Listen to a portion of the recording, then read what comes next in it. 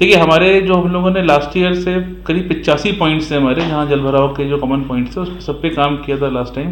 तो उनमें से अधिकांश जगह पानी नहीं भरा है कल की बारिश में, लेकिन कुछ नए स्थान जरूर निकल कर आए हैं, चूँकि नगर निगम में निरंतर निर्माण कार्य होते रहते हैं और कहीं ना कहीं चीज़ें बाधित होती रहती हैं। तो जो नए स्थान आए उनको भी हम लोगों ने लिखा है और आने वाले समय में रणनीति बनाकर इन नए स्थानों को भी, और जो पुराने स्थान है जो पारंपरिक रूप से जल भराव के क्षेत्र रहते हैं वहाँ पे जो हमारी जो स्ट्रेटेजी जो अभी तक हम लोग चल रहे थे उसके हिसाब से आगे काम करते हैं। देखिए शेड का बिल्कुल एक MIC की समिति बनाई गई थी, इसमें हमारे अधिकारी भी थे, अपर आयुक्त थे हमारे, उनकी सेफ्टी को देख कर उनको लगाया गया था। परंतु जब बहुत तेज आंधी चलती है तो जो ग्रीन नेट होता है वो भी कई बार झूल के नीचे आ जाता है, तो वो भी किसी मतलब किसी बाइक राइडर के अगर सामने आ जाए तो किसी प्रकार की दुर्घटना होने की पूरी अंदेशा रहता है। तो इस कारण से फैसला किया गया कि इसको भी हटाया जाए ताकि जो हमारे लोग हैं यात्री हैं वो सुरक्षित सफ़र कर। नगर निगम की टीम ने बहुत मुस्तैदी के साथ कम समय में सारी बाधाओं को हटाने का काम किया।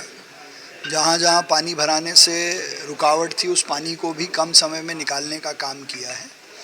और बारिश के मौसम की तैयारियां अभी नगर निगम की चल रही थी, चाहे वो स्टॉर्म वाटर लाइन की सफाई का हो या ड्रेनेज की लाइनों की सफाई का हो।